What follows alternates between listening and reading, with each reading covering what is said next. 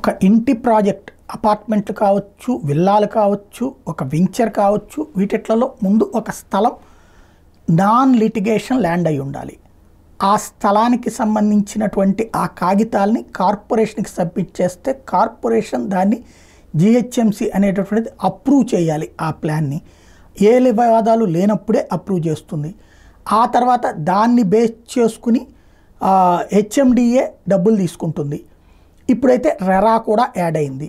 ఈ నాలుగిటికి తోడుగా రిజిస్ట్రేషన్ కూడా జరిగింది కాబట్టినే కొనుక్కుంటారు. తీరా చూస్తే హైడ్రా వచ్చి అది కూల్చేస్తుంది.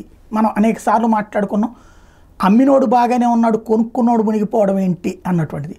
డబ్బులు తీసుకున్న ప్రభుత్వం బాగానే ఉంది, మధ్యలో నష్టపోతుంది ఎవరు, మధ్యతరగతి కదా అన్నట్టు.